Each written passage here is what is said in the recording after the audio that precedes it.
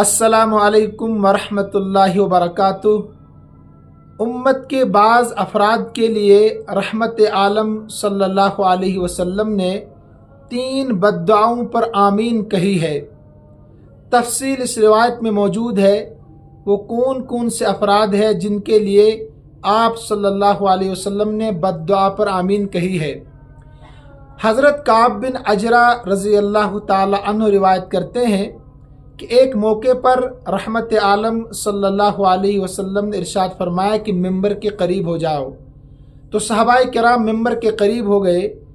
جب رحمت عالم صلی اللہ علیہ وسلم نے ممبر کے پہلے قدمچے پر قدم رکھا تو فرمایا آمین، دوسرے پر قدم رکھا فرمایا آمین، جب تیسرے قدمچے پر قدم مبارک رکھا تو فرمایا آمین۔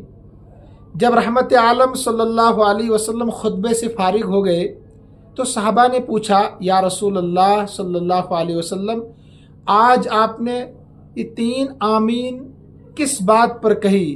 اس سے پہلے ہم نے ایسا عمل آپ صلی اللہ علیہ وسلم کو کرتے ہوئے نہیں دیکھا۔ تو رحمت عالم صلی اللہ علیہ وسلم نے فرمایا دراصل میرے پاس جبرائیل علیہ السلام آئے تھے، 3 شخصوں کے لیے وہ بد دعا کر رہے تھے اور مجھے کہا گیا کہ تم اس پر آمین کہو، تو لہٰذا میں نے اس پر آمین کہی۔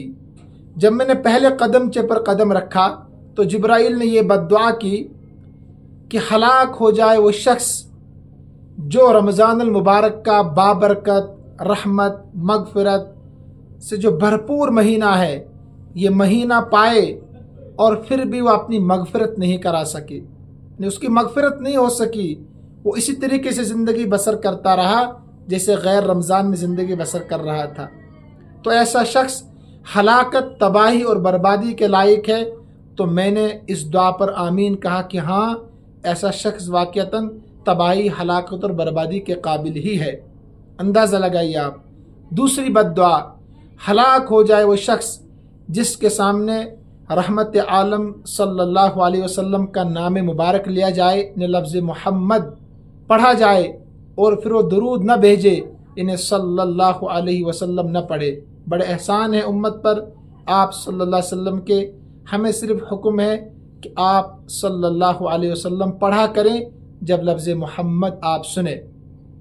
مجلس میں ایک مرتبہ پڑھنا واجب ہے، بار بار پڑھنا فضیلت کا حامل ہے۔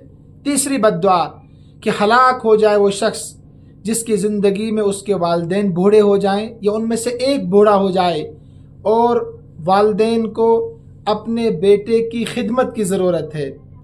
ماں باپ بوڑھے ہیں، خدمت لینا چاہتے ہیں بچے سے، لیکن وہ بچہ اپنے ماں باپ کی خدمت کر کے جنت حاصل نہیں کر سکا، تو ایسا شخص بھی ہلاک ہونا چاہیے۔ اس پر رحمت عالم صلی اللہ علیہ وسلم نے فرمایا آمین، ہاں ایسا شخص ہلاکت کے قابل ہے۔ تو لہٰذا ایک تو جبرائیل علیہ السلام کو اللہ نے بھیجا اور پھر جبرائیل علیہ السلام دعا کر رہے ہیں، آپ صلی اللہ علیہ وسلم اس پر آمین کر رہے ہیں۔ آپ اندازہ لگائے کتنی اہمیت کی حامل یہ دعا بن گئی ہے، یہ مؤکد دعا ہو گئی ہے۔ تو لہٰذا کوشش کرنی چاہیے رمضان المبارک کے مہینے میں بطور خاص گناہوں سے بچنے کی حتی الوسع انسان کوشش کرے۔ اسی طریقے سے جب لفظ محمد ہم سنیں تو صلی اللہ علیہ وسلم پڑھا کریں۔ اسی طریقے سے والدین اگر زندہ ہے اور ان کو ہماری خدمت کی ضرورت ہے نہیں ہے تب بھی ان کی خدمت کریں، اس لیے کہ ماں باپ کے قدموں کے نیچے اللہ نے جنت رکھی ہے۔ فرمایا کہ اللہ کی ناراضگی ماں باپ کی ناراضگی میں ہے، اللہ کی خوشنودی ماں باپ کی خوشنودی میں ہے۔ اللہ تعالیٰ مجھے بھی اور سننے والوں کو بھی ان 3 باتوں پر عمل کرنے کی توفیق عطا فرمائے۔ اللہ تبارک و تعالیٰ ہم سب کا حامی و ناصر ہو، اس مہینے کو ہمارے لیے رحمت کا، مغفرت کا، جہنم سے خلاصی کا ذریعہ بنائے۔ السلام علیکم ورحمۃ اللہ وبرکاتہ۔